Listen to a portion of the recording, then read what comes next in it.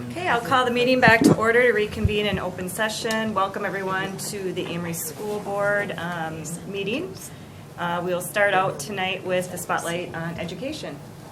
Tonight we have the cast of The Fiddler on the Roof, or a portion of the cast. This isn't all of them. So I'm going to turn it over to Mrs. Moskal, and she's going to do the grand introduction. All right, so we are going to be putting on Fiddler on the Roof November 8th, 9th, and 10th. So it's coming up in 2 weeks already. The cast is made up of 45 different students in the high school student body, and we have 3 here tonight, and the song that they'll be singing is Matchmaker. So you'll hear Allie De La Cruz, Hannah Van Someren, and Jenna Hendrickson performing Matchmaker for you.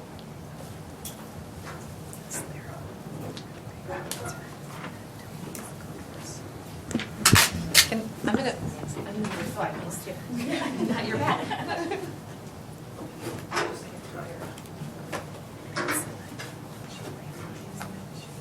I wonder if Yenta found a husband for you. Oh, I'm not anxious for Yenta to bring me a husband. Not unless it's Muddle the tailor. No one asked you. Seidel, you're the oldest. They have to make a match for you before they can make one for me. And then one for me. So if Yenta brings... Oh, Yenta.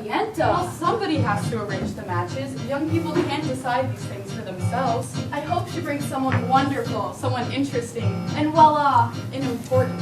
Matchmaker, matchmaker, make me a match. Find me a find, catch me a catch. Matchmaker, matchmaker, make me a match. Find me a find, catch. Matchmaker, matchmaker, I'll bring the veil. You bring the groom, slender and pale. Bring me a ring, for I'm longing to be the envy of all I see. For Papa, make him a scholar. Mama, make him rich as a king. For me, well, I wouldn't holler if he were as handsome as anything. Matchmaker, matchmaker, make me a match. Find me a find, catch me a catch.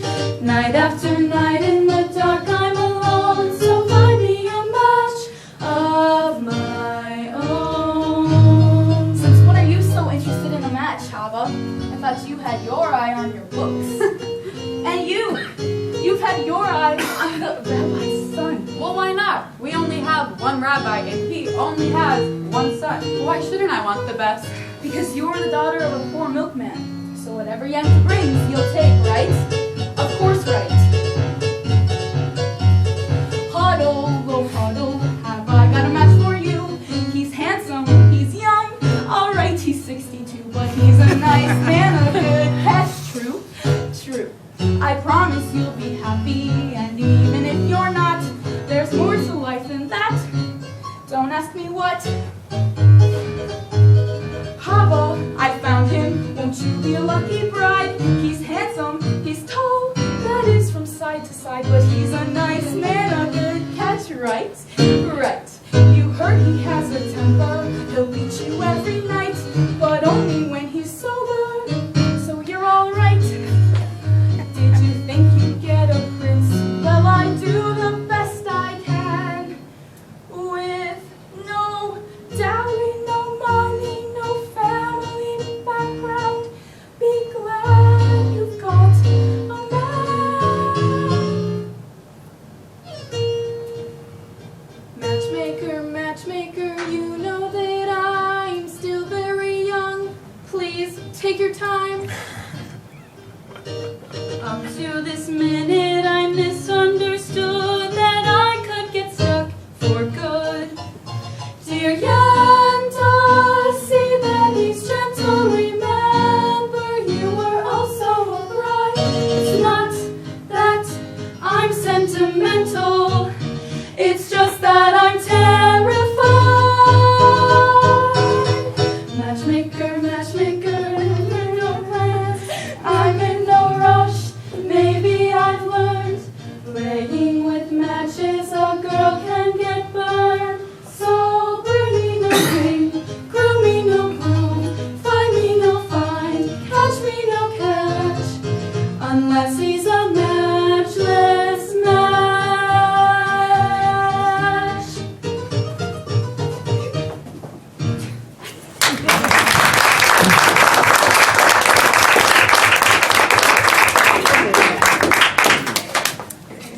Meeting adjourned. Well, and so come to the show and see the rest. There's all kinds of exciting things. So thank you for the opportunity and thank you for supporting the musical. We look forward to it, and thank you for having us. Thank you, girls. That was wonderful. And Good now job review. working the space. Kiri. Your bucket. Oh, my bucket. You couldn't go on without that. Thank you, Mrs. So fun. Can't wait. Very cute. Yeah. All right, so next on the agenda, the consent agenda items. Who had the vouchers? I this had time? the vouchers, so I'll make a motion that we approve the consent agenda items as presented. Okay, is there a second? Second. Okay, all in favor? Aye. Anyone opposed? All right, the board vouchers are approved.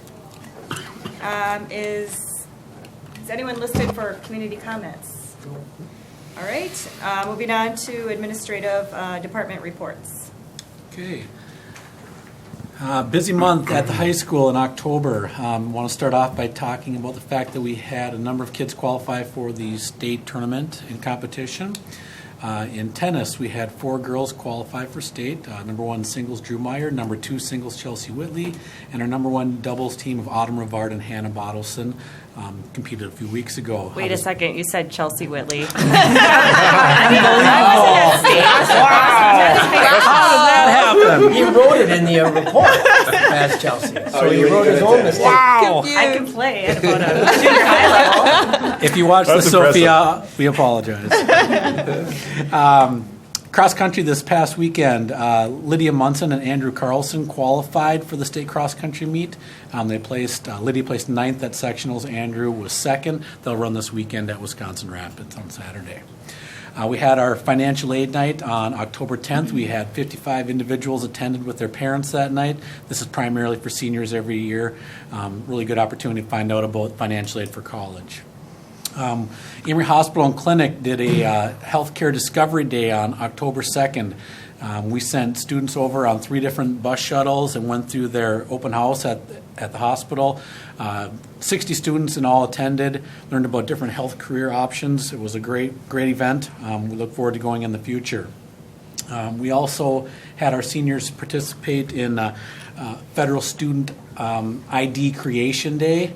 121 seniors were provided the opportunity to create their federal student aid ID, and then they also took advantage of being able to apply to WITC for free. So that was a nice cost-saving thing for our students if they ever wanted to go to WITC.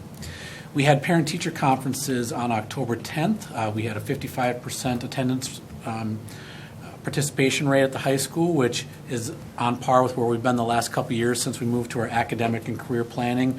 Prior to this, we were always from that 18 to 22%. So ever since we made this switch, we've had over 50%, so that's a great thing. We conducted both of our state mandated school safety drills within the last month. Those 2 dates are listed on the board report. And then upcoming events. The end of our first term is on this Friday, November 1st. On November 7th, WITC in Richmond is doing a career day, and we're taking a busload of kids there. We have the school musical November 8th through 10th. On November 11th, we'll host our annual Veterans Day program. And then the next night, on November 12th, we have our fall band and choir concert, and our band boosters will be having a fundraiser that night as well. So lots going on at the high school. You done? I'm sorry, I went over my time frame, didn't I? We have a lot going on at the middle school as well. We've been working really hard at the school on project-based learning committees and working on continuing those efforts. The PLC movement, again, working on our standards and identifying those standards and making sure that teachers are teaching them with fidelity and drilling down and responding to students that haven't mastered them and then doing reteaches until they have, has been a big undertaking. As that leads to more like standards-based grading, we spent a lot of time on in-service on that just last Friday, which was great, and I was proud of the staff and the hard work that they did. And then right now we're revamping our bully-proofing curriculum. I think if you go back to almost 20 years ago, we were one of the first districts to really institute an aligned, organized curriculum. But the curriculum that we chose is, obviously is very dated, and so we have moved this year to working with the Second Step curriculum, which is a research-based program, and actually starts at the lower levels, and it goes right now through 8th grade. And we have all our staff trained on that and are implementing it through Warrior Fridays. Upcoming dates for us, we have Dramarama coming up, which, if you kind of like what you saw here, it's a really good experience for our kids, younger kids, mostly 3rd through 8th grade, and we're hosting it here in Amery. Dale Johnson's performing. No, just kidding. Again. And then we also have our fall band concert coming up at November 12th with the high school, so we're excited for that. Just a couple of things. Wanted to thank Mrs. Moskal and Miss Larson. They had their first 4th grade concert 2 weeks ago, and it was just amazing. They did a fabulous job. So I told Miss Larson that she's very lucky she found herself here in Amery. To be able to study under Mrs. Moskal and Miss Engian is pretty cool. So we were just thrilled to have that happen. Our teachers also were very busy on in-service day. We've had a lot of trainings over the summer. Early this fall, we've had training, so it was really a day for them to work in their teams and, like Tom said, kind of get down and dirty and get some things done. So that was really appreciated that they had the day to work hard. And then coming up on Thursday is Halloween at the intermediate school. I think it's at the elementary too, but we have our parade will be first at 1:45, and then we follow that with a sing-along for staff and students. Okay, parent-teacher conferences at the elementary school. We had 95.8% attendance, so very exciting. That was up from last year. As Ms. Schock said, we do have the annual Halloween parade where we get more attendance from that than many events at our elementary school, and we're thrilled with that to see parents come and see their little goblins walk through the hallways. Our parade is at 2:15. Earlier this month, we had our Title I parent breakfast in the morning. It was hosted by the intermediate school. It's for elementary and intermediate school families. The children come with their parents, have breakfast. There's a little program.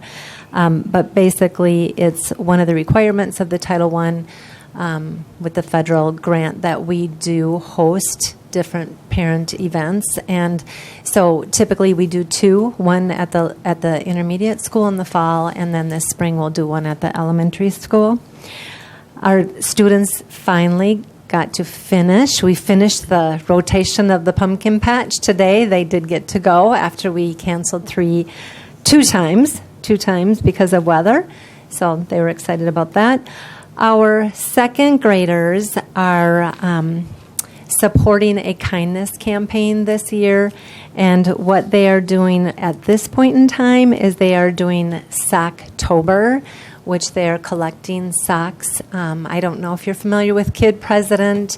He's a little guy that you can YouTube, and he's pretty vivacious, and he has gotten our second graders fired up. So we have a big box in the lobby, and we are collecting socks for families in our nation. It's a nationwide movement, and it is filling up, so that's pretty exciting to see that our children are being part of something, giving back to our community and to our nation.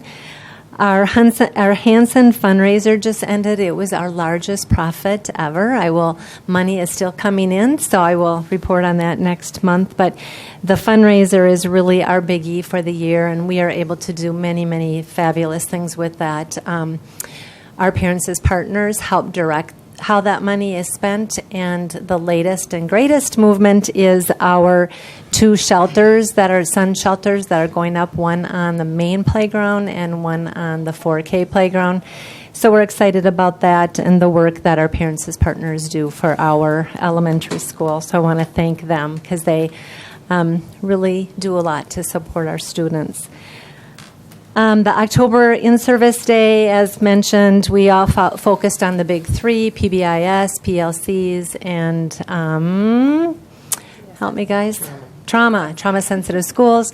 So as Ms. Schock said, it was really a great day of work. I met with half of the teams today, and they were so appreciative and got so much work done.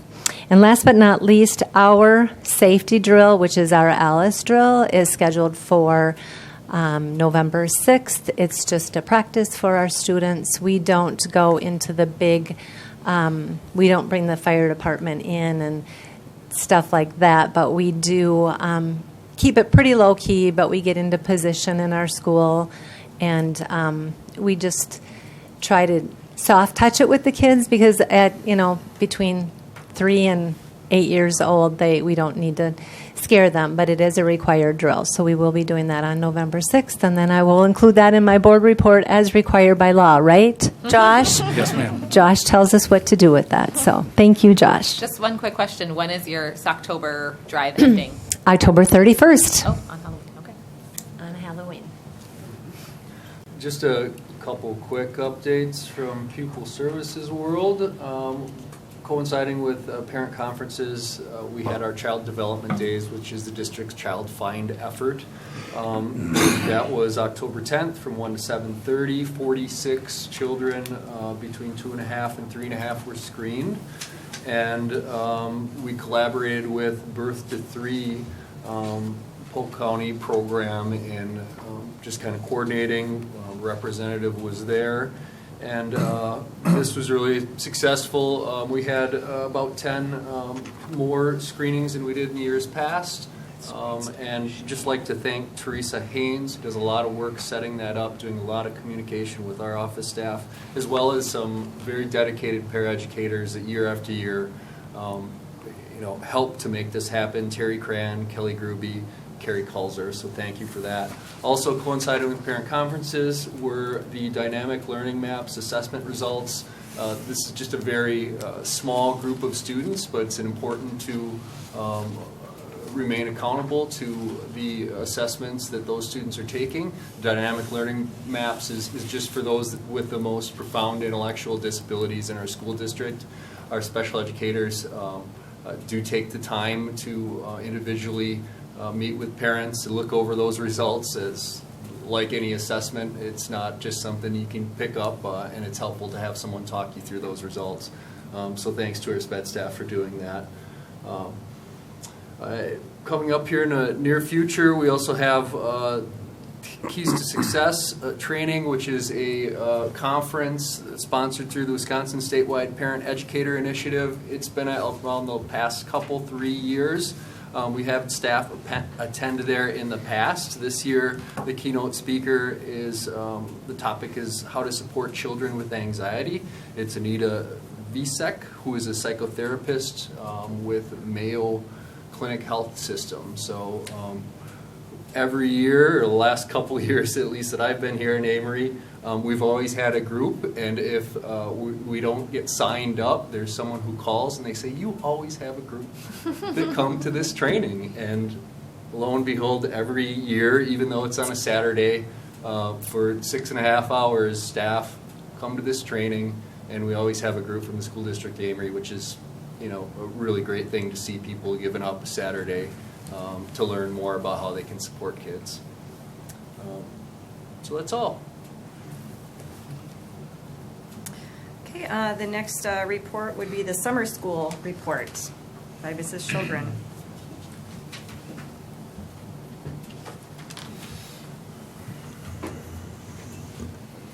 Good evening, I'm Laura Shogren, Director of Amery Summer School, and I'm happy to share with you how summer went in 2019 and what we're looking forward to for 2020. If you have the next slide, please.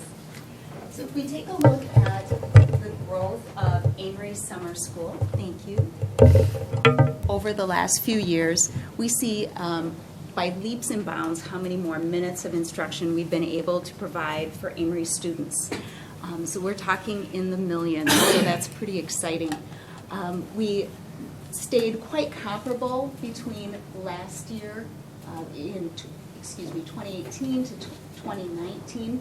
But we do see there is some growth, not a growth in FTEs, but a growth in minutes. That means a big difference for our students, but it also makes a difference in our funding, which is always a pleasant thing to have. If we could have the next slide, please. Some reasons for the growth that we did find in 2019. I discovered that early on in our registration that we had a large number of students who were on our waiting list for our August session for Welcome to Kindergarten, more than we ever had. And we were able to hire 2 new kindergarten teachers, and they were willing to step in as Welcome to Kindergarten teachers. So not only did new staff members get to have an early start and get to know their kids, but the kids got to know their teachers. We also had the blessing in the calendar to have 5 full days of instruction for our regular school prior to September 1st, and all of those minutes were able to count for our 4K kids through 12th grade. We were able to provide 49 enrichment courses, and for the first time this year, we had staff and student interest in having kindergarten and first grade classes in August for enrichment. I have not yet selected a theme for 2020. Throughout the years, I've been hearing some ideas from the school district about what is wanted for 2020. So I've held off in making that selection. If we have a particular visionary plan or priority in our district that we would like to get out to the masses, those summer school catalogs are found in nearly every household, and they are read cover to cover. So whatever theme the district feels would be beneficial for the whole district, just drop me a line. I'd love to hear about that. Plans for next year. In June, our first day of summer school will start on June 15th, going through July 3rd this year. We'll have 3 full weeks of academics and enrichment. And then looking ahead for swimming lessons, this is where I'm making a big change, doing a little bit of an experiment. Rather than having swimming lessons entirely in July, I was able to get dates starting on June 26th. It won't be an everyday program, but it will be the full 8-day session. And it will coincide with with 4 of our summer school days going up, along with 2 different weeks of morning summer school.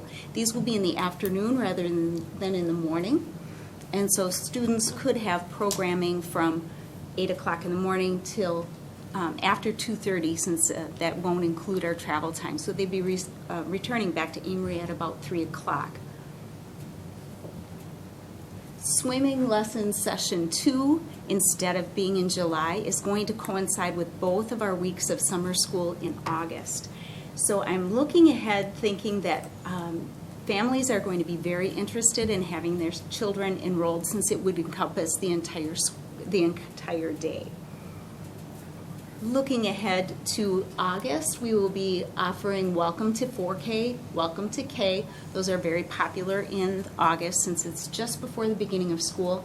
K-8 academics and enrichment, and that will run from August 3rd to the 14th. Looking ahead to next summer, I do anticipate high attendance with being able to provide both morning and afternoon activities. And I'm thinking that perhaps we'll have more interested teachers since the board approved a change in their compensation last year, which we appreciate very much. Do you have any questions for me? Will the afternoon swim lessons expand the minutes then? Because you're not overlapping with courses or classes? The swim lessons have always been able to be counted, and not only do we count their lesson time, half of the children who go for that session are in the pool at a time. Can't have too many of those little bodies in the pool for safety. So half of the children are in the pool, and because we have worked it out with the location in New Richmond, I'm able to offer a little course called Summer Fun and Fitness, and so we get to include all of their time that they're at New Richmond because they are doing some learning activities outside with our paraeducators as well. So you anticipate an increase in the minutes taught then because it's not overlapping. That's what I guess I was getting at. Since they've always counted, but. It always counted. They didn't overlap though because swimming lessons were in July when we didn't have classes. Okay. All right. Yep. So, but I anticipate that full day at school is going to be very interesting for parents. They'll be interested in that, so I anticipate that we'll have a lot of enrollment. Any other questions? Okay. Thank you for your time. All right, next on the agenda are the informational items, starting with legislative update. All right, I have 5 total items that have made it out of committee in the state Senate. That means it could be eligible to be voted on. In some cases, committee work then gets killed once they get into the actual voting body, but we'll see what happens. Those 5 items, in no particular order, are to raise the age of being able to purchase a vape product or a vape device to 21. Right now it's 18. There's probably going to be a groundswell of support for that, but who knows? The second of which is increased funding for character education.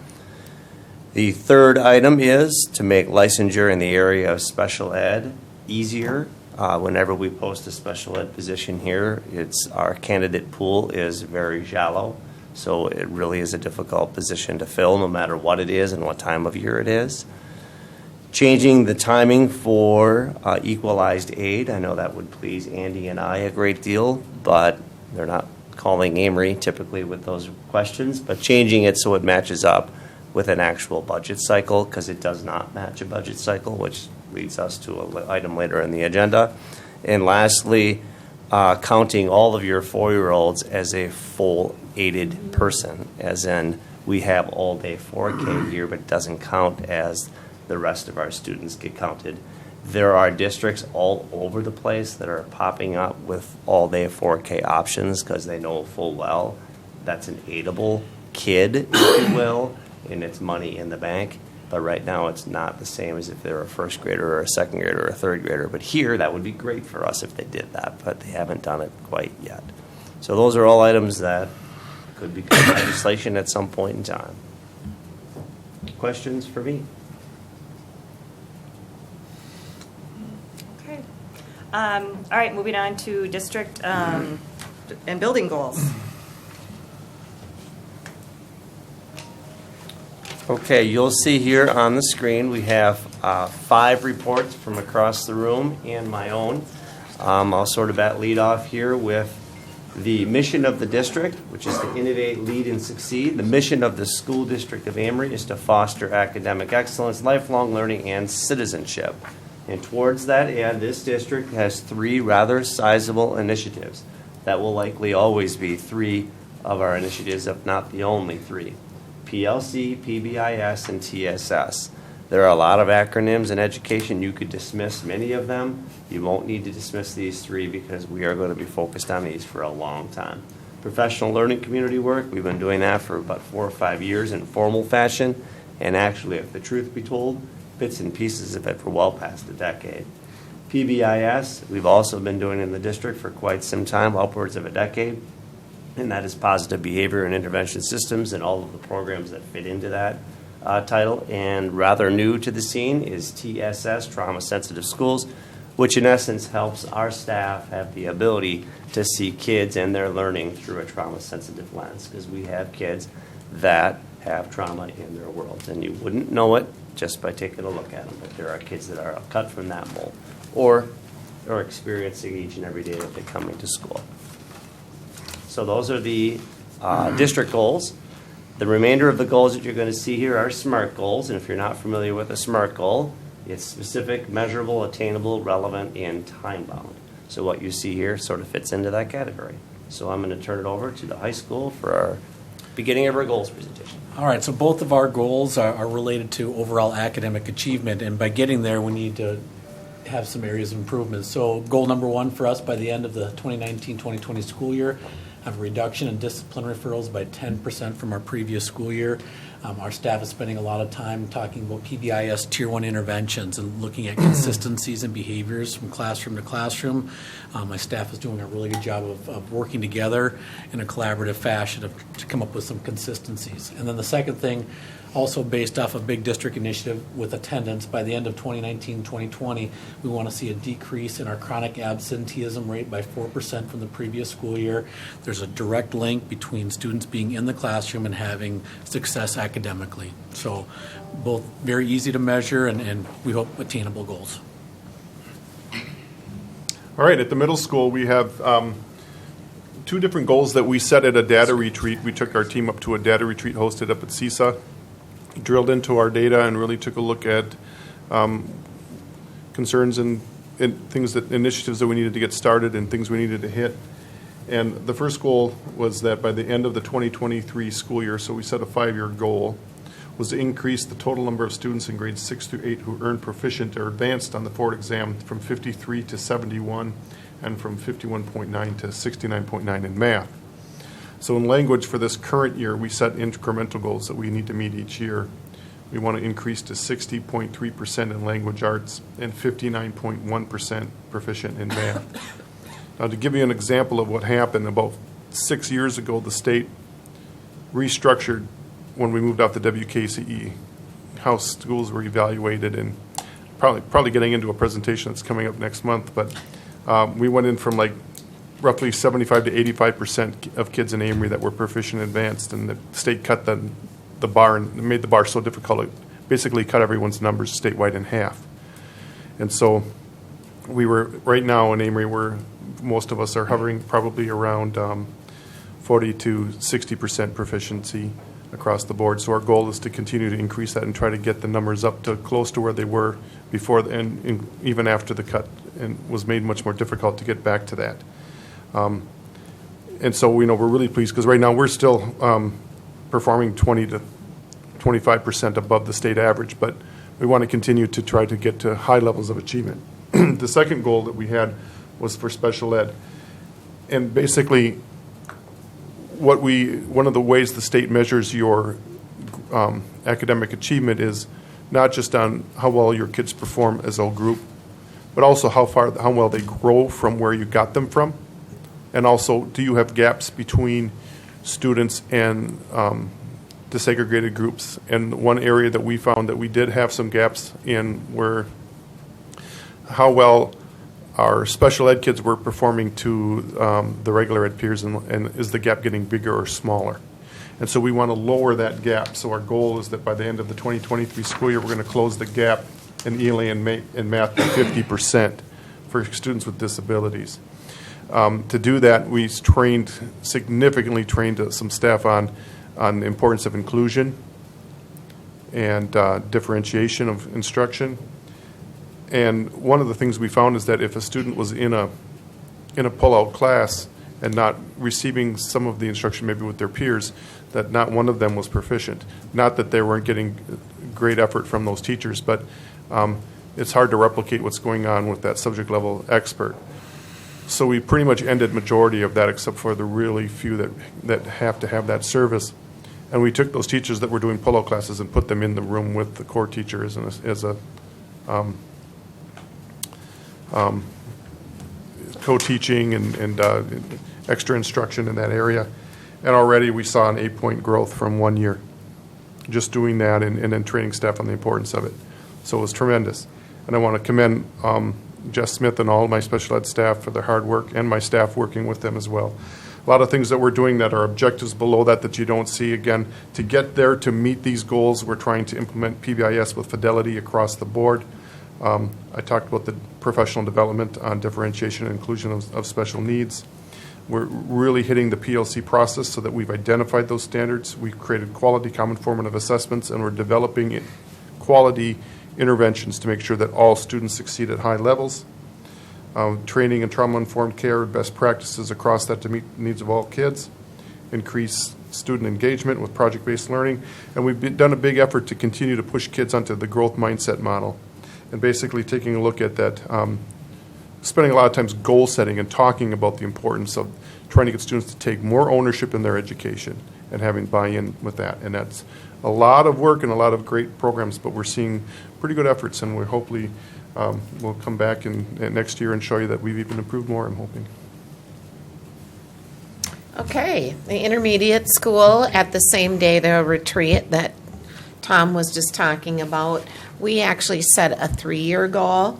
So by May of 2021, 10% of the students will move from below basic to basic, or proficient, or from basic to proficient, or increase a level of proficiency on both the forward exam in reading and in math. And then we did an or, just because we weren't sure that the state wasn't going to change things on us like they had in the past. And so we said, or by May of 2021, 60% of our students will score at or above the proficiency level. So that's on the forward exam. As far as the top 3 initiatives, PBIS, we will continue with Fidelity to implement our PBIS strategies and supports. This year is implementing the Second Step program universally in our classrooms, followed up by the guidance counselors.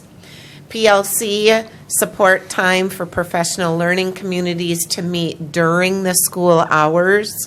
And then trauma-sensitive schools, strategies and support, making sure that we're supporting all kids. Because sometimes you don't know which kids are the kids that suffer from trauma. Okay, the elementary school. This is our 4th year as a district to be part of the PLC movement, and it has really changed the way we do business throughout the district, but I'm speaking specifically to the elementary school. It's just beautiful the way our teams are working together to talk about kids. They're using their essential standards, their formative assessments, in order to really drill down into what is it that our kids need to make progress. And we're not only talking specifically about our struggling learners, we're also talking about our students that are advanced learners. And it's, you just see teachers working together, they're changing groups all the time so that they're specifically geared at meeting the needs of all kids. And that just does not happen overnight. And so when Dr. Derfler mentioned that this is going to be an ongoing, it's not really an initiative, it's more of a way of doing business. And it is going to be ongoing, and I am just so excited to be part of it. So that slide pretty much talks to PLCs and the work that we're doing there. Of course, we always have to establish SLOs, which are student learning objectives, and we're focused at the elementary school on 80% of our students performing above the 26th percentile. But honestly, I'm more, and I shared this with my staff, I'm more interested in making kids move forward and grow. So that is our PLC portion of the big 3. With PBIS and TSS, again, 2 other ways of doing business, not just an initiative. So we're working on implementing PBIS at Tier 1 and Tier 2, which is basically behavior supports. And we have committees that look at the data and make decisions based on the data for how we can meet the needs of our kids behaviorally. And then the next slide. A couple of other things that we have done with PBIS is we have implemented a stop and think room in our school. It's a calming environment for our students to self-regulate. We use restorative practices to help kids get back into the classroom, basically. So it's a beautiful tool that we have initiated this year so that we can help all kids have a good education and learn in their classrooms on a daily basis. And then the very last one, which I'm going to talk more about next month, is we are creating a outdoor learning environment that will also support our PBIS initiatives. And read that. So providing, oh, thank you. Or I love this goal. So we're improving school climate on the playground, school grounds by incorporating green spaces that are calming and part of a healthy sensory diet, as well as designated areas for peacemaking, problem solving, and learning. So basically, we're taking what we have created in the classroom for calming environments and moving it out to the playground. And as I said, we'll talk more about that next month. Thank you. From the pupil services perspective, I think that the goal here is to support the work that our leadership and our staff are asking for and are engaged in. So very few things, good things happen in isolation, and very few things are successful without the input from staff in schools and the leadership of the principals here. So you'll see some things overlap, but that's for good reason, because we want to support the initiatives that you've just heard about here previously. And you just did hear about the Stop and Think Room, which is a positive behavioral intervention and support, really just another layer for students that may be experiencing difficulty in learning or managing their behavior, to get those skills taught in a positive sense, to help students be president would be nice, yeah, present, positive and productive throughout their school day and get them where they need to go. The next one you'll see is implementation of check-in, check-out.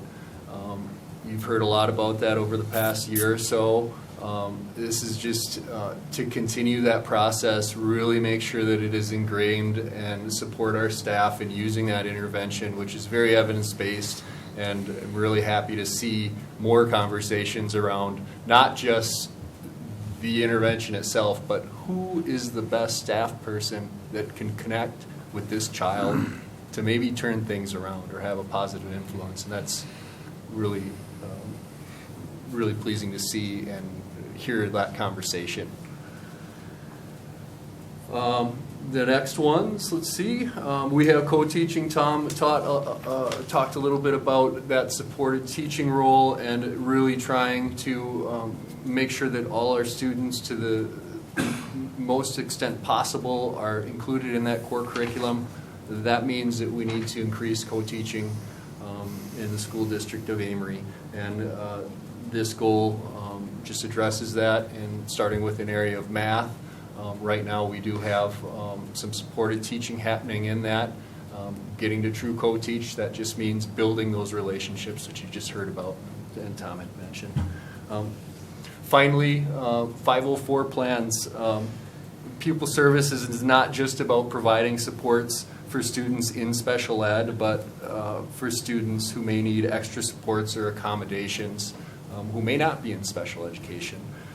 So I know that the school district of Amery has a strong tradition of supporting that. So I just want to continue that.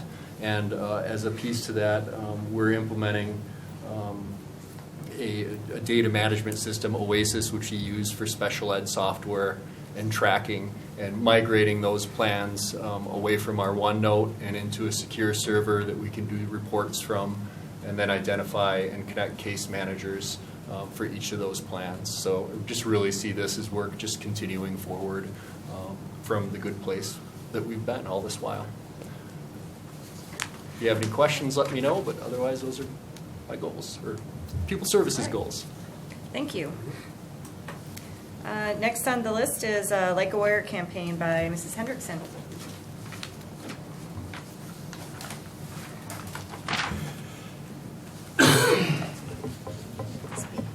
Sorry, I don't remember where to stand over there. All right, so this, here just to give a short report tonight about where we are with our Like a Warrior campaign. This summer, I think it was this summer, Dr. Derfler and I talked, and he had mentioned we needed to ramp some things up. We didn't want to let it die, and let's kind of revisit it, and we wanted to start the school year and make it strong. So I'm here tonight just to talk about kind of where we are with that. So let me just start by saying that when we started this, it's not just a random initiative. There actually is a purpose, and the campaign is a community-wide initiative meant to, and we started in 2014, meant to, like it says up there, engage our community members, businesses, our industry, families, students, and school staff in proudly displaying what it means to be, to live, and to act like an Amery warrior. And those are the words we initially started with in 2014, and we've kept with all along. And obviously our major emphasis as a result of that is that we are creating a sense of pride within the school climate and the school community. It is a whole school and whole community effort and initiative.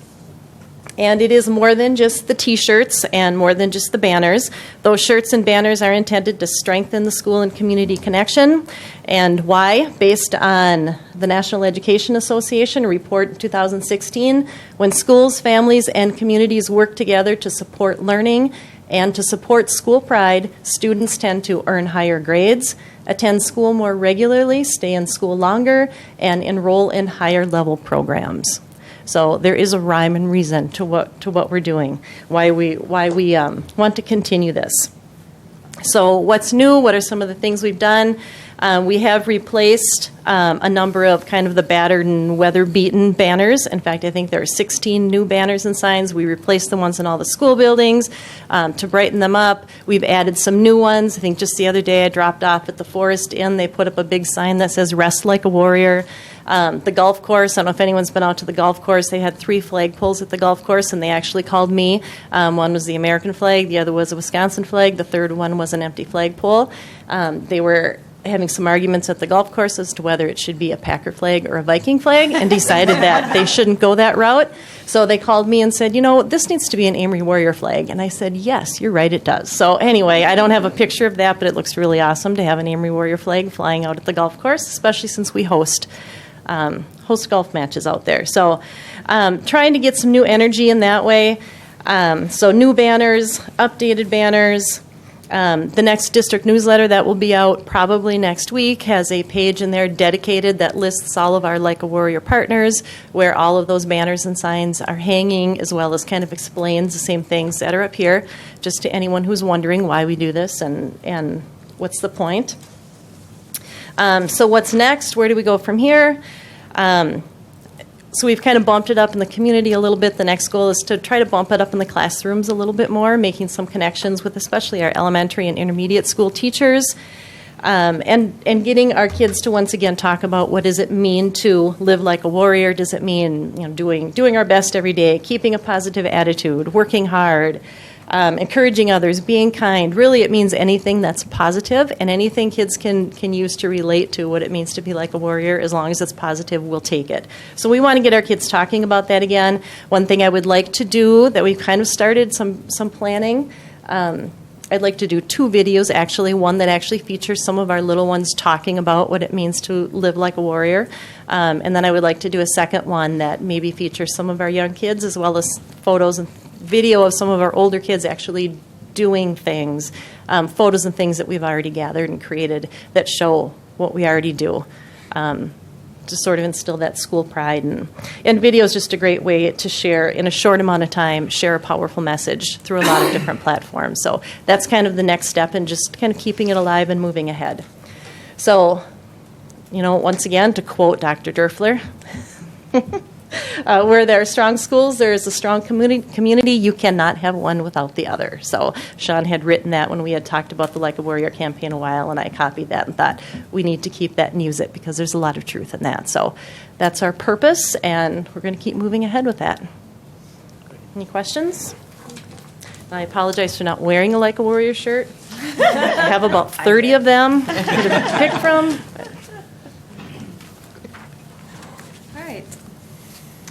Thank you. The next informational item is the School Perceptions School Climate Survey. Okay, School Perceptions is the company that does school climate surveys.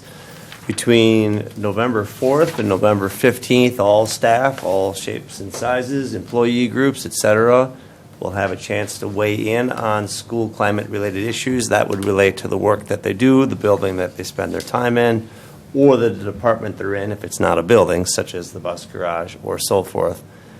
And also weigh in on school board, weigh in on district administration, and weigh in on climate within buildings as it relates to leadership in those buildings. This is a professional outfit that does this for a living. It's not something that we are organizing, but rather they organize, and then they report the results back to us, and we'll bring those results here to you.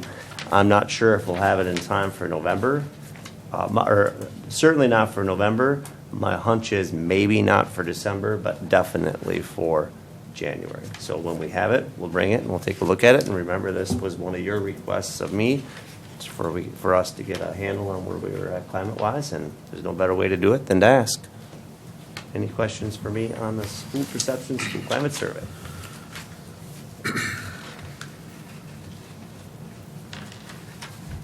Okay, thank you. Thank you.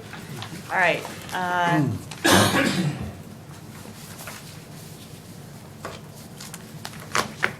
Now the next item, series of board policies for the first Selected readings. board policies for first reading. We get to relive the mid-1990s once again. The first of which is student aid programs. This goes directly back to the work we've been doing in recent months, particularly with the Angel Fund. There was a process that was articulated here that was simply obsolete, and if you read the language, and I'm not going to bore you with reading it, it simply wasn't what we were doing. What we are doing now is if a student has a financial need, they're declaring that need to the school system, and the school system, where it can, is helping. We have a formal process in all 4 buildings of how to track that information, and that's spelled out here. So we're changing our policy. 1995 was a great year, but a lot's changed in the last 24 years. So that's policy number 1. And you certainly can weigh in. If you have any suggestions, please feel free to chime in. I do. Go ahead. So I looked at some other policies under this and under this statute, and it seems like other school districts and have more of a verification process, and there's other legal references and statutes that are involved besides 11817, such as the 120s. There seems to be, I don't know, other schools seem to have a verification process, such as financial information. I know that would be in, probably in the free and reduced lunch applications, but number of family members, whether they receive aid from government organizations or agencies, other hardships, unexpected expenses like a fire or illness or other life-changing event. So I'm just wondering if you want to, I guess, flesh it out a little bit, or maybe it's already in the application for the free and reduced lunch application? I'm not sure that it would be located there. That's Okay. merely just qualification to eat free and or reduced lunch. Okay.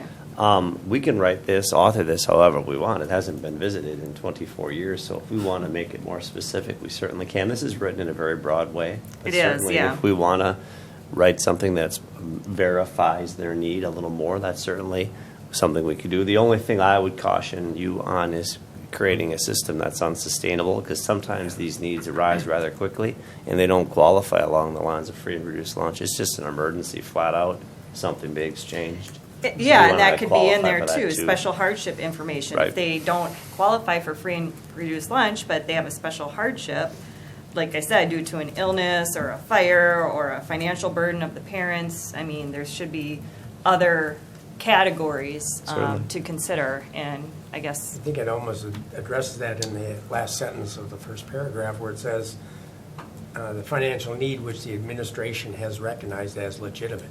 So we're kind Okay. of handing it over to, the administrative team to make that declaration to the best of their ability. Sure, how about I will look at that more closely and make it more specific about how a student is qualified in essence, and bring that back so you could revisit that next month. Maybe we just say something about, each building has a process or Sure. something. They do. So Certainly. that maybe we specify that in this.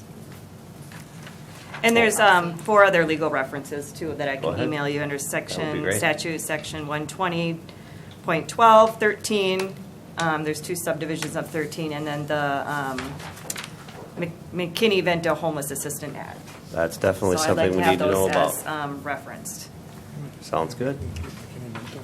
You'll see it again in November. Staff positions and evaluations, simply added some language here and removed a little bit other language. It states the administrative team and supervisory staff have the responsibility of developing, organizing, and implementing a system-wide program for evaluating staff annually. The way it was written before, there wasn't any reference to supervisory staff. That's not the administrative team, and there are a lot of other folks that are supervising people. There's a cross-reference here to bus drivers as well. So that's just an example of not being an administrative team member. They evaluate staff too. And I removed the board shall review and approve the evaluation program once every 2 years. You That's haven't good. maybe ever done that. I do have some additional comments on this, too. Go ahead. So staff positions and evaluation, I know that this is under policy 548, which policy 538 is regarding certified staff, and it seemed like 548 was support staff, so I'm not sure if they're both should be changed together, or you should differentiate the two of them. And If then, there's policy that's sort of the same, the different sides of the same coin, we can certainly either add them together and make just one, or revise the other two. and then I think that the cross-reference should also be the employee handbook. Yes. And then also, the legal reference should, could refer to Wisconsin Statute 103.13. We will include all Okay. of that.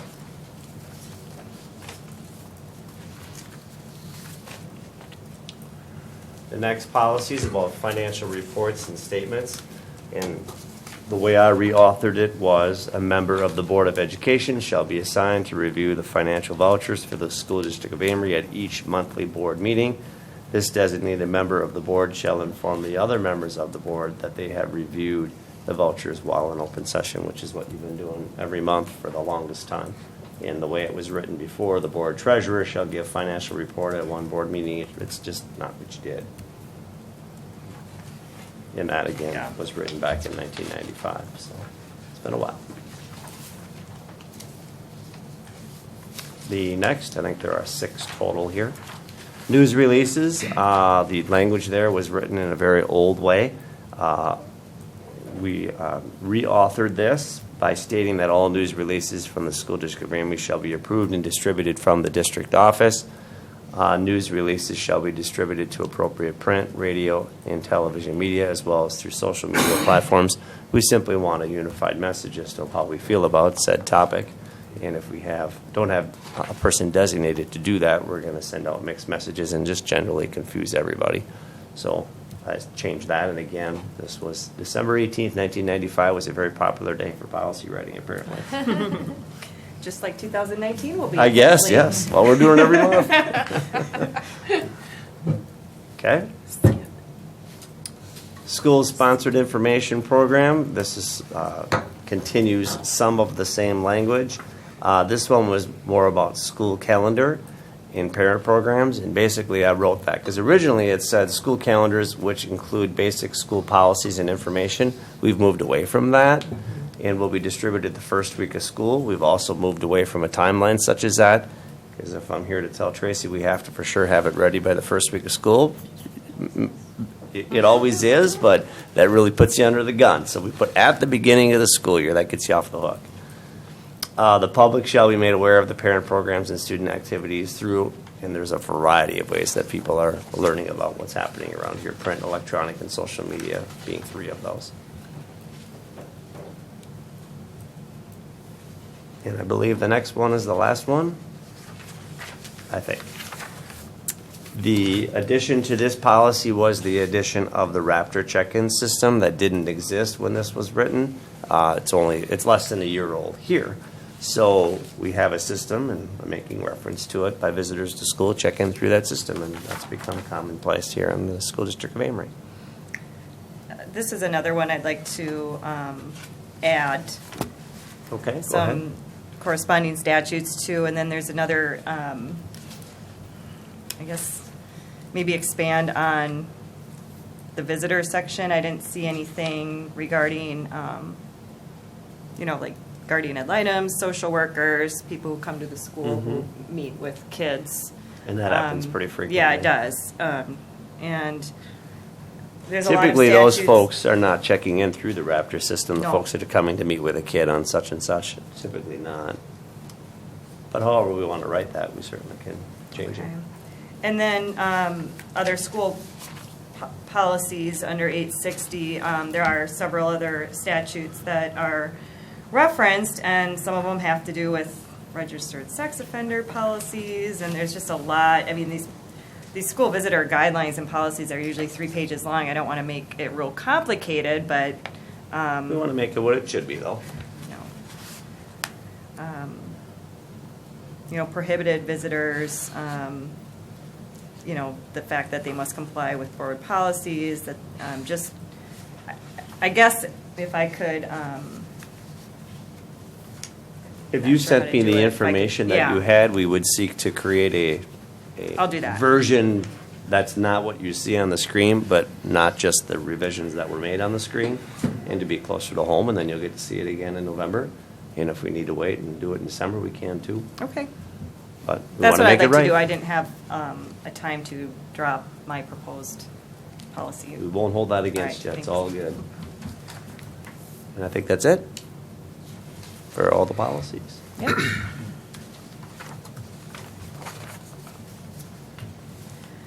Okay, now we are on to action items. The first action item is Montessori expansion. Okay.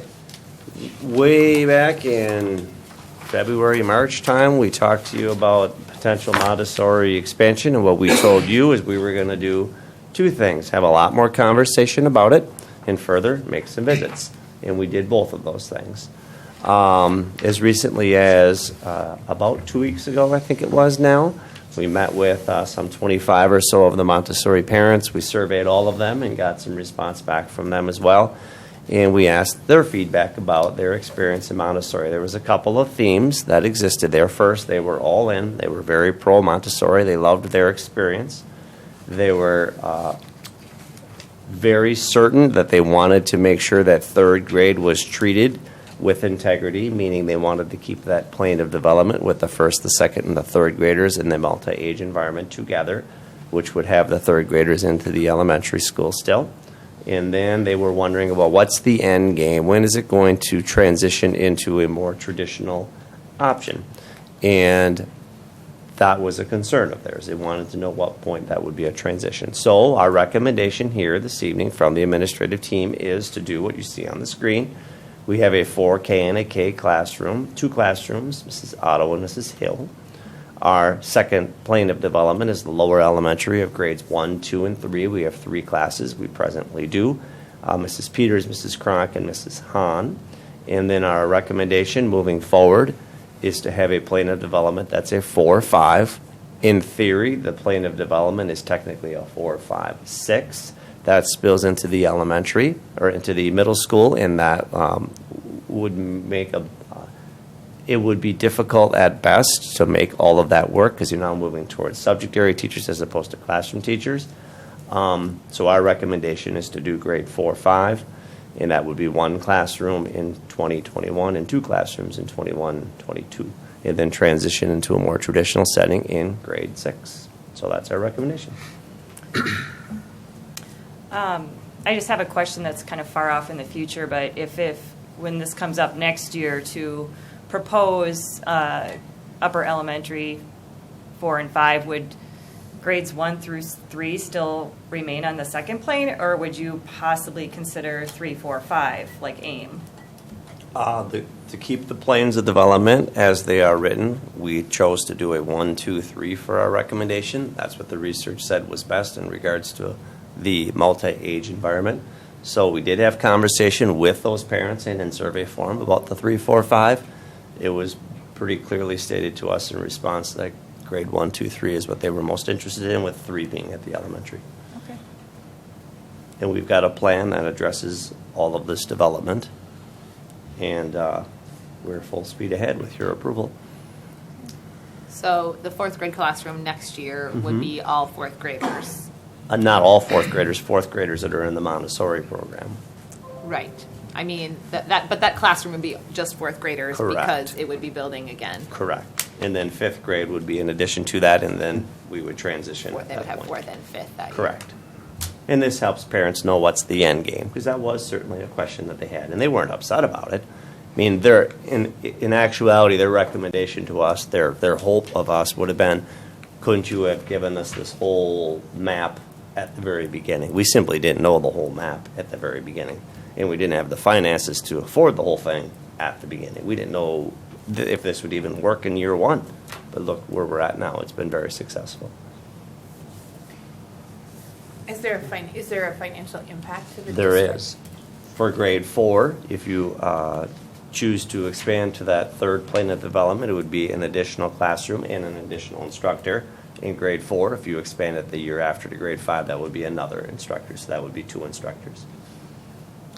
Will those come from existing will those be existing teachers? It depends what our interest is in regards to Montessori, but you're looking at an addition. The only way it wouldn't be an addition is if you're increasing your class sizes from, say, 16 to 23, and that's just not a good idea. Because if you just add for a program and leave the rest as is, those numbers tend to expand. So we have to add classroom instructors if you're going to add classroom options.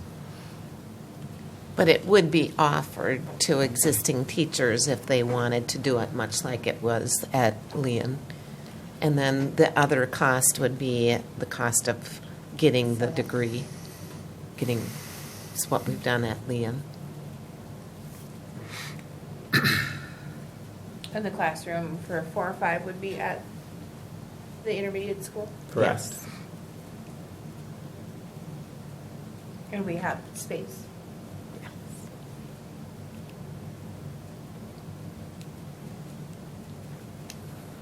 Well, I make a motion that we approve the suggested Montessori expansion to the upper elementary with grades 4 and 5.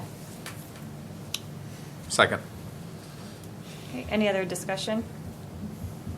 All in favor, say aye. Aye. Aye. Anyone opposed? All right, it's approved.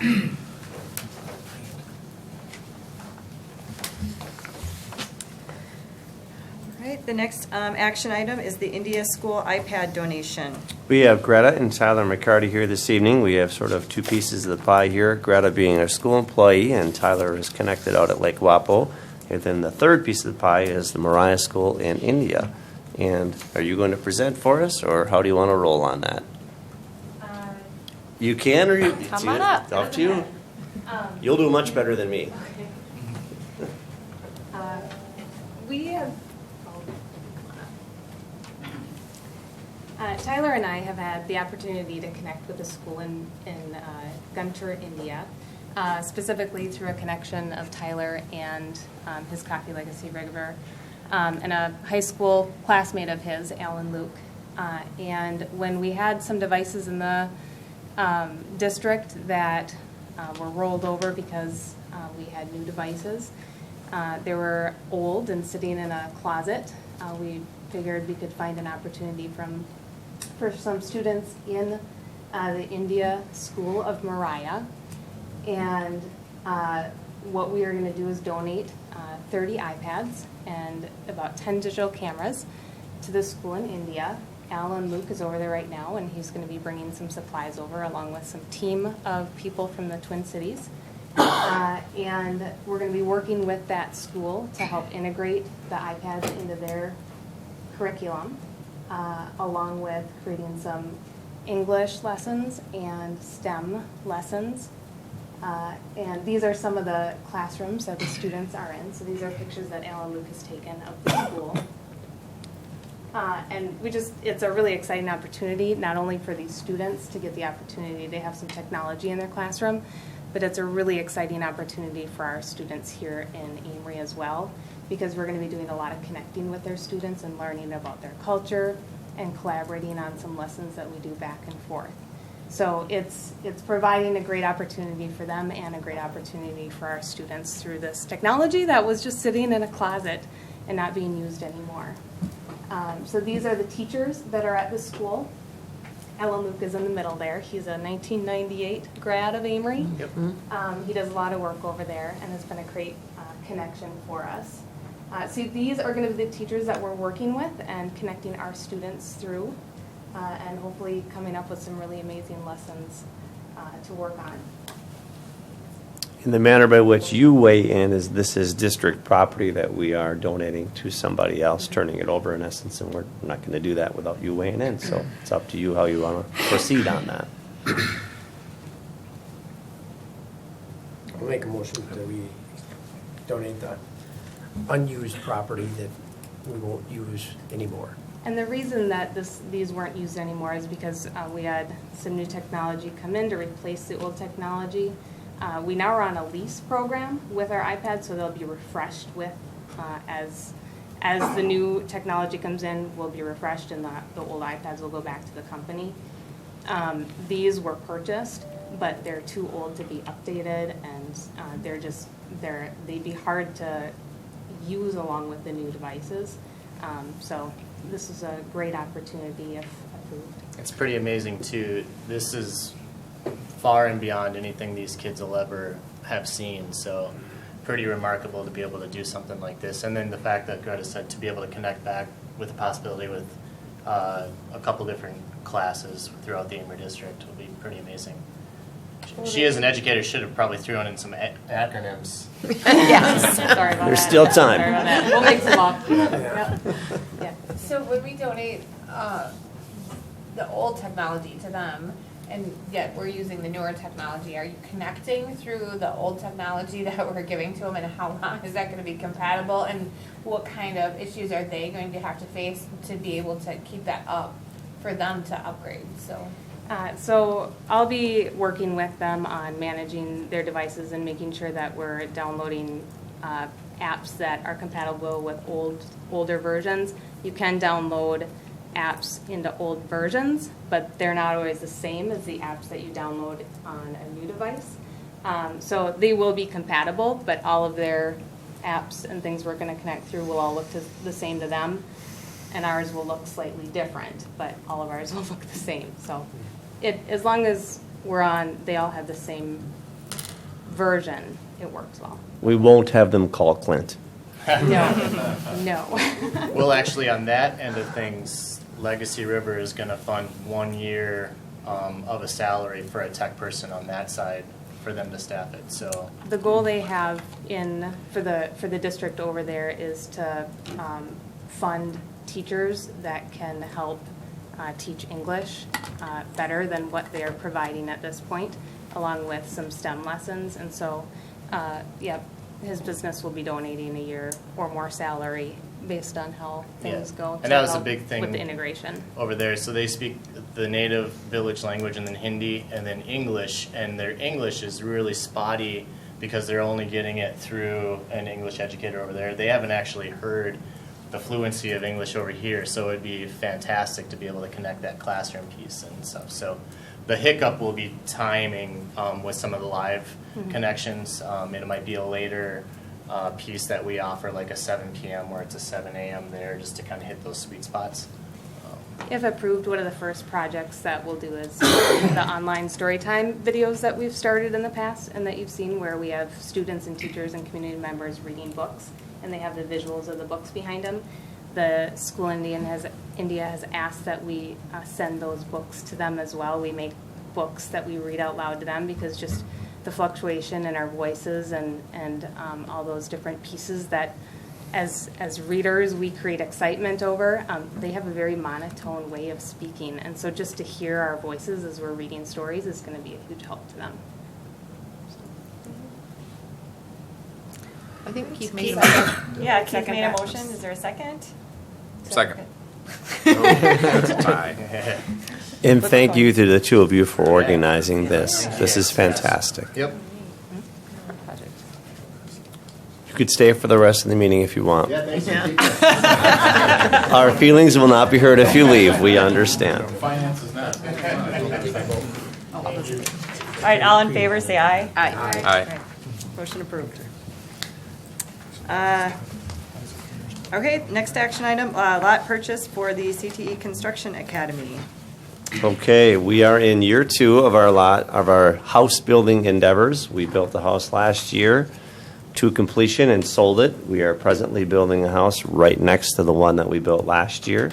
So we are in the position to have to plan for the future because we're going to continue building houses and we need another lot. So on the screen, you'll see, to give you a sort of your bearings at the top of the screen, what appears to be the lines that run left to right. That is a road, and that road is Hillcrest. The lots that we're looking at, you'll see there at the far left, right next to Hillcrest, are lots 6 and 7. Those are the twin homes that already exist there. So we're looking at the 4 lots. It takes 2 lots to build 1 house based on the size of the lot. So we're purchasing 4 in order to build 2 homes in year 3 and year 4. And those would be lots 6, 5, 4, and 3 as you move towards, towards the elementary school when you get up to Minneapolis there. The cost of the lots are $8,500 a piece, which is the exact same price we paid for lots 1 and 2. The finances of things work out so that this is not a loss in any way for the district. We turned a profit of about $40,000 in our first house, so this would be from those profits. We're paying for additional lots. And remember, we never sought to be real estate developers in this project. We were simply coming up with a way that we could have kids have the purest form of hands-on learning experience possible. And I don't know in tech ed what could be more hands-on than building a house and give these kids that education. And that's exactly what they're receiving now, and we want to continue to do that. So with your approval, we would purchase these 4 lots. I just want to clarify that the $40,000 of profit is not profit. It's not profit. It is the cost over, it was the money made over cost. Correct. The purchase price of the amount we sold the home for was $40,000 more than what it took us to build it. But that will be reinvested into these lots, purchase correct. And into the other supplies needed to keep this going. Absolutely. Duly corrected. Thank you for pointing that out. That's absolutely.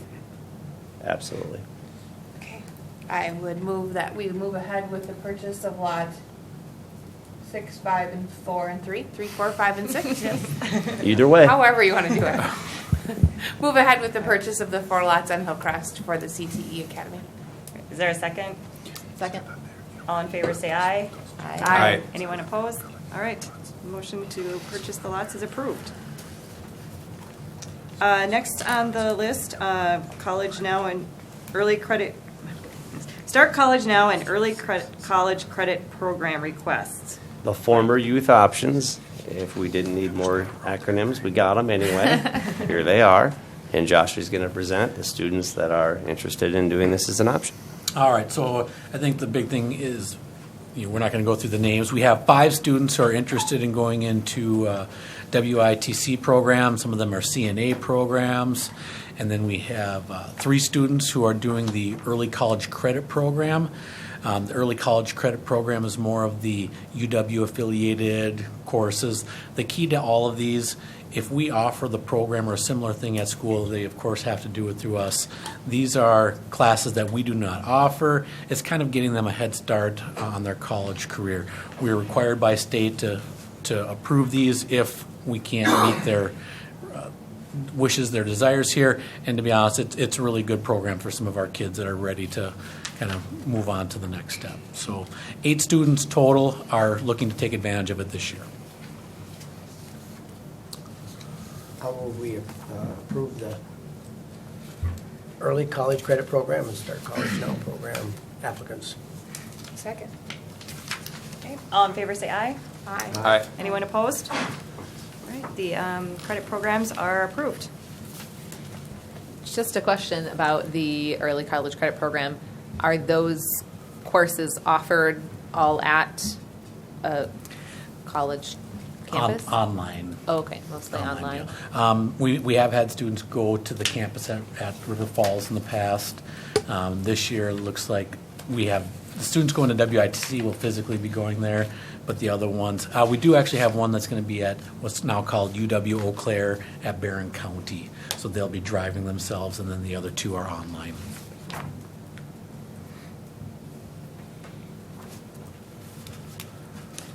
Okay. Any other questions? Otherwise, moving on to the next matter is the budget levy and mill rate. All right, well, thanks to everyone for sticking around for the finance at the end. It's always exciting, I know that. So. For you, maybe. Yeah, I know. Yeah, it is. I've been waiting, let me tell you. All right, well, as of October 15th, the aid certification came from the state, and that's kind of where they wait for everyone to get their numbers in, and then they decide how they're going to apportion out the different aid, both in terms of what school districts get from the state and what you can raise overall. Overall, the amount that we can raise from a school district went up $300,000. That's not on this, but I think that was prudent to the conversation that certainly is the case this year, that went up. And that's actually what I look at for the health of the district, that we have an increase in overall what we can raise from a district standpoint. If you look at here, just kind of the difference between last year and this year's not audited yet totally, but you'll see that we have a slight increase in our general fund, and our debt and our service debt, both our debts went down, and that's one of the big things that's going to go towards our mill rate, which we'll see on the next slide here. We're still levying to the community service fund the $104,000. Nothing's changed that in the last few years. Any other questions with this one? The total school levy basically was flat, only a 4.04% increase, so that's certainly a good thing too as well. And this one, from my original estimate earlier this year when we did a preliminary budget, we really dropped our mill rate lower than I anticipated. 0.83 decrease in this. There's some reasons for that in the next slide that I'll try to explain. Property valuation here went up 10%. We're only one of a handful of counties in the state that went double-digit increases. Basically, it's an area in southern Wisconsin, probably Lake Geneva area, I guess, Madison, and then this side of the state. So St. Croix County, Polk County, kind of this side, all increased. And overall, the state increased 5.81%. So that should tell you something. We're actually over 10%. I kind of rounded down a little bit. So. It really is, good from that standpoint. The debt levy, as I mentioned, decreased by $123,000. We're paying off our debt. We're actually going to be set to be debt-free from a inside debt levy standpoint in 2 years. So we have this year and the next year, and those will be paid off. And then equalization aid increased by $191,000, meaning the portion that the state pays of our levy of our funding is higher than, so we've usually been right around 50-50 for both. Now we're kind of trending a little more 60-40, so a little bit better for the tax base as well. So any questions on that overall? So you would need to weigh in as an action item to levy at the rate that is listed here. And please, I would like to caution folks that are watching this and thinking that the mill rates decrease, so therefore automatically my taxes decrease. The school portion of your taxes is one of dozens of parts of your tax bill. So please know that it's not the only portion. So I can't guarantee you anything what's going to happen with your tax bill. That's just not accurate or But appropriate. the school portion. The school portion will decrease. And they said, for instance, one example is the worth of your home, the valuation of your home is higher, so obviously your taxes are going to be higher for that reason.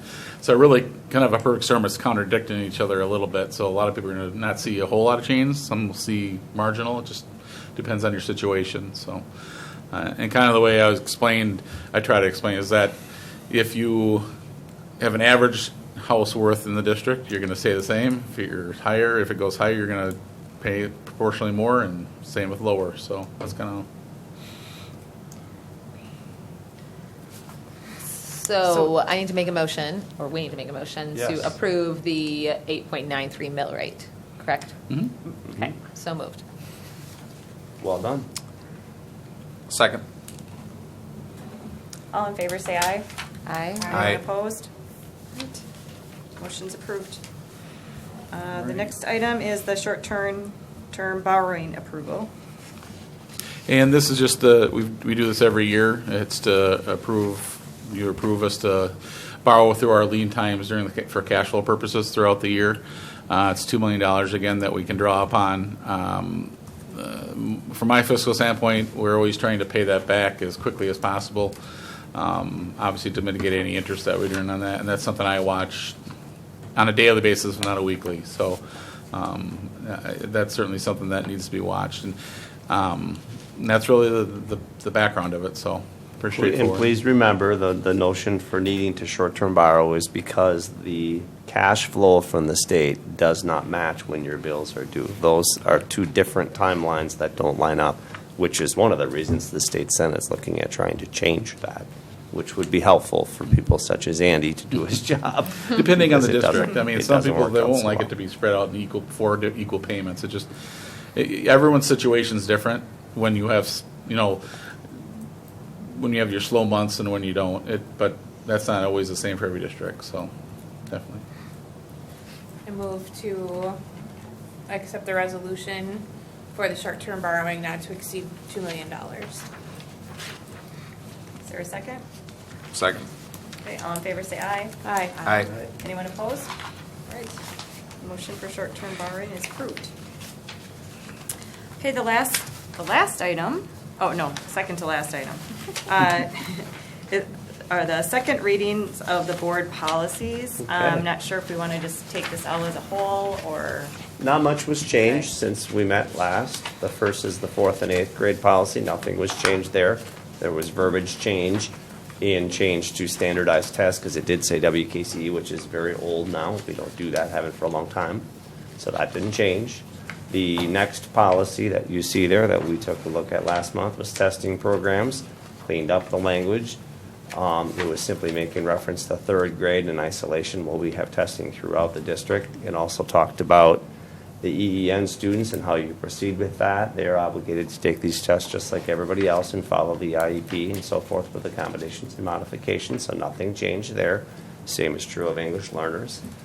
That 3rd policy that we had looked at was the school admissions guidelines, and that's students transferring into the district. We basically take that case by case and offer them credit where they deserve credit for previous schools. So that language was polished up. On to the next one, I believe. There was a little bit more verbiage change there. There was the reference to WIAA athletes not allowed to participate in WIAA activities if you're a homeschool student. That's been, 3-4 years now, Josh, that's changed, where homeschool students can participate and are. The next policy was conduct on buses. We changed from 3 to 5. We took you off the roster of folks wanting to deal with bus transportation issues. If you would like to weigh in on that, we would happily bring you in for those conversations. They're always fun. Probably not. And then we had some guidelines for student bus conduct. We made one very big change. We got boom boxes out of there and put loud music in. So if your children start asking for boom boxes, we're going to credit the school board for bringing that back to life. I don't think they're there. So we changed it to loud music on the bus. We don't want that. And then that gets us to the last one. So a selection of valedictorian and salutatorian. We don't have either of those anymore, so we don't need a policy for that. And remember, one item that people consistently ask about that is, what about the state excellence, academic excellence scholarship? For that purpose, we have to declare who the first person was in cumulative grade point average, and we do so. And that's the person that gets that scholarship if they're going to a school in Wisconsin. If not, then it goes to the next person. But other than that, we don't keep track of it. We haven't for a long time. So those are all the policies and a couple of revisions to them. Move to approve the second reading of the selected board policies as presented. Second. All in favor say aye. Aye. Aye. Anyone opposed? All right, the second reading of the board policies, as indicated, are approved. Okay, the last item, personnel action.